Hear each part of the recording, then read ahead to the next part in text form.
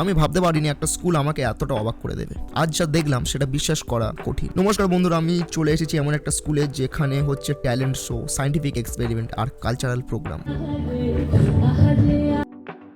স্কুলের ভেতরে ঢুকতে আলাদা এনার্জি ফিল করলাম। চারিদিকে ছাত্রছাত্রীরা, টিচাররা ব্যস্ত, আর সবার মুখে একটা এক্সাইটমেন্ট। এখানে চলছে প্ল্যাটিনাম জুবলি, 75তম বার্ষিক অনুষ্ঠান। পঞ্চম ক্লাস থেকে শুরু করে দ্বাদশ ক্লাস পর্যন্ত সবাই অংশগ্রহণ করেছে। ছোট ছোট বাচ্চারা যেভাবে স্টেজে কনফিডেন্স দেখাচ্ছে সেটা সত্যিই প্রশংসার যোগ্য। কিন্তু যেটা আমাকে সবচেয়ে বেশি অবাক করলো সেটা ছিল ক্লাস 11 এর স্টুডেন্টরা, যারা নিজেরা সায়েন্টিফিক এক্সপেরিমেন্ট বানিয়েছে, আবার সেটা আমাদেরকে বুঝিয়ে বলছে। এই বয়সে এতটা ক্লিয়ার থিঙ্কিং, ভবিষ্যতের সায়েন্টিস্ট আমার মনে হয় এখানেই তৈরি হচ্ছে। গুড ইভিনিং, আমি সিমি মন্ডল। এটা হলো আমাদের কার্বন পিউরিফাইং এর মডেল।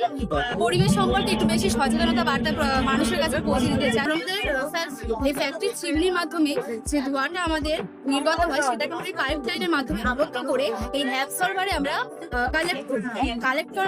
এর মধ্যে রয়েছে আমাদের ফেব্রিকের ডাবল লেয়ারে 4টে স্তর রয়েছে এবং তাতে চারকোলের কিছুটা লিকুইড মেশানো রয়েছে, তাতে কার্বনটা ভালো করে অ্যাবসর্ব হয়ে বাড়ে যাচ্ছে। অনেক স্টুডেন্টের সাথে আমি কথা বললাম, হ্যান্ডশেক করলাম, আর ছোট ছোট মুহূর্তগুলো আমার ভিডিওটাকে আরো বেশি রিয়ালিস্টিক করে তুললো। এরপর শুরু হলো অদিতি চক্রবর্তীর গান।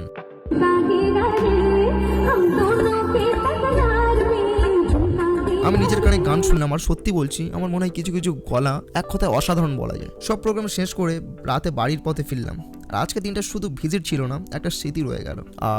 আর ভিডিও শেষে বলি, এটা ছিল রায়দিঘি স্কুলের একটা কালচারাল প্রোগ্রাম, আর আমি ওই স্কুলের একটা প্রাক্তন ছাত্র।